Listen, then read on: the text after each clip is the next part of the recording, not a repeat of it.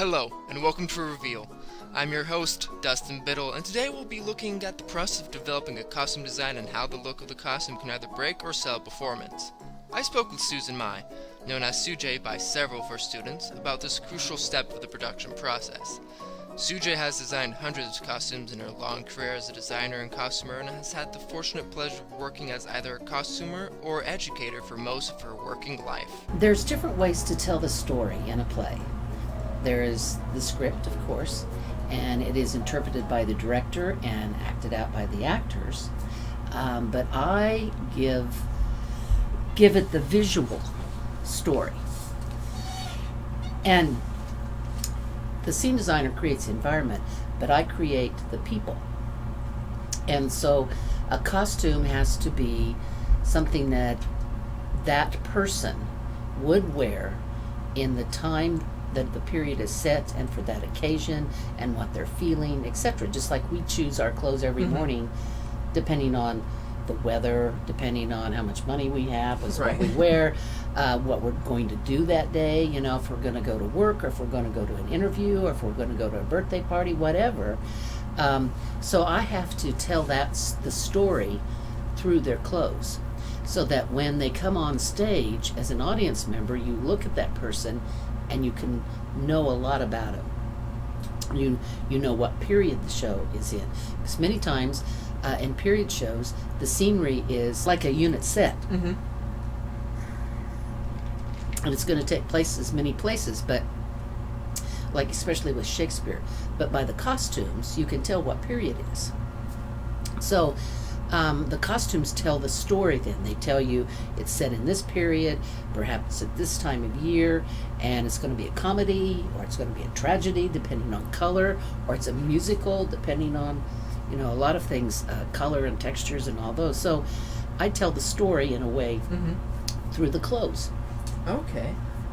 So you mentioned the period. So what all goes into a costume design? Is there research that needs to go in? Yeah. There's a lot. And I used to, talk about in one semester, I might research the Shakespearean time period that the play is set in and the people of the time period. Mm-hmm. And when Shakespeare calls it a certain color, what is that color in the time period? Because in The Tempest and also in The Merchant of Venice, there's a talk about a gabardine. Well, to us, a gabardine is a type of cloth and thing. Okay. And in the time period then, it means something a little bit different in cloth and fabric and what it is. So you have to not only research the period of what people wore, but of the language of the script, so you know what they're talking about, because they might call it something else then, and it's like, what does that mean today? Right. They'll call especially fabrics. Of course, fabrics that were made in the 1600s are not being made again today. Fabric made in the 1900s are not being made again today. So you have to research that part of it. So you get the time frame, the period. Now, when you take costume design, if you take costume design, you'll know that there are 5 parts to a costume. So when I sit down to design a costume, I think about the 5 parts. The first one I have to really think about is the undergarment. Right. What is under the garment? Because the undergarment dictates the silhouette, and the silhouette dictates the period. Okay. And we make a lot of the undergarments. I mean, we make corsets, we make petticoats, we make the roped coat petticoats, and anything of the period. And so we have to know what's underneath to be able to make the garment look right. Because you can make a garment from a time period and then put it on somebody, and if they don't have the right undergarments, it's not going to do anything. Right. So and then I have to think budget-wise. It's like, okay, how much is this going to cost me? How many corsets do we have to make? How many petticoats? And again, budget and time. Mm-hmm. So I start with the undergarment. And then I go, okay, how many pair of shoes? That's the other area. That's the second area. It's like footwear. What is the footwear of the period? How can I make shoes, or do I have to buy shoes, or do I have shoes that will look like the period? You know, because I don't have shoes from those time periods, Right. you know. So I look at the silhouette or the line or the cut of a shoe, and then I find something in today's market or in the past that I have that I can use. And then again, you know, I look at that. I don't even worry about size to start off with, but I would go, okay, I need 15 pair of shoes for men. Do I have these? You know, Right. and if not, what do I have? You know, to start with. So, footwear, and that the undergarment and the footwear change the movement of the actor. So the actor needs to know what those are so that they can rehearse in them, so they know how to sit in a chair, or they know how to walk in a little bit of a heel, or etc. Okay, so foundation, footwear, then I go to the garment, okay? And the garment is what's on their body. And again, in the period, it's like, okay, this is a period that we have major size sleeves. You know, that those sleeves normally would take a couple of yards. Now it's going to take me double that because they hang all the way to the ground. Right. So I start thinking, and I haven't even, again, designed anything. I'm just, what is required of the period?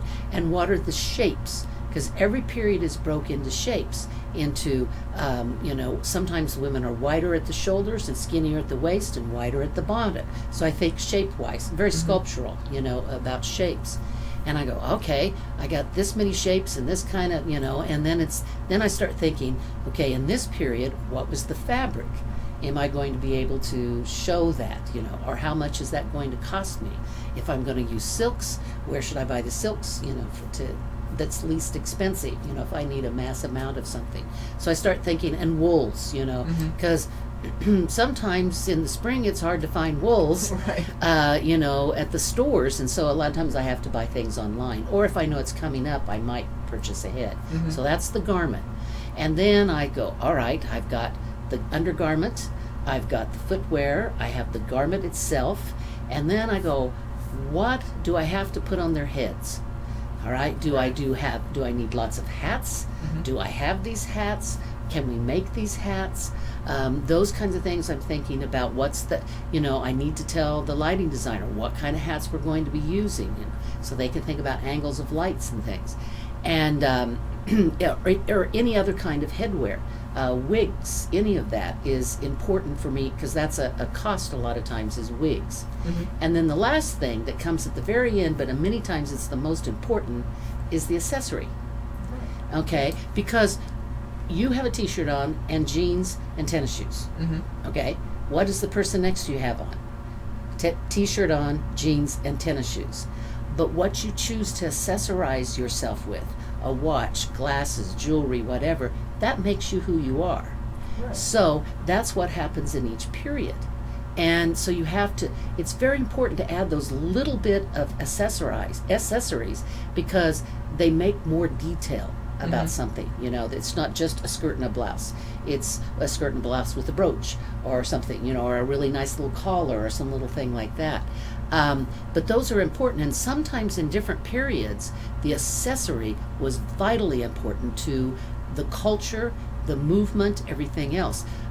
Because there used to be times of walking sticks, and the way you held your walking stick said, come over and visit me, no, don't come towards me. And the women used fans, I call it the texting of the time, because they could be across the room and they would give they would say something to somebody with just how they moved their fans. So all those things, they're so much the accessory of the time. So you have to find those accessories of the period and what they mean and how we use them. So those are the 5 parts. I haven't even designed the costume yet, but I know what all of those are, and then I can start putting together the designs.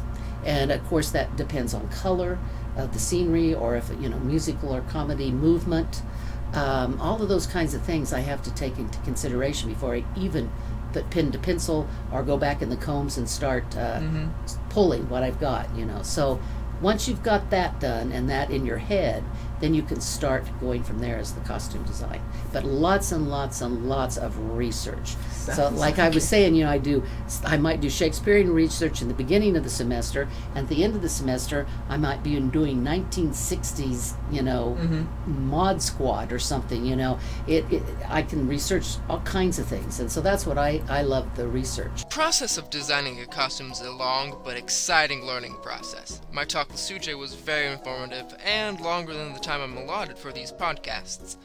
To allow for you to get the full interview and to see how the design of the costume can affect a performance, stay tuned for part 2 of the interview.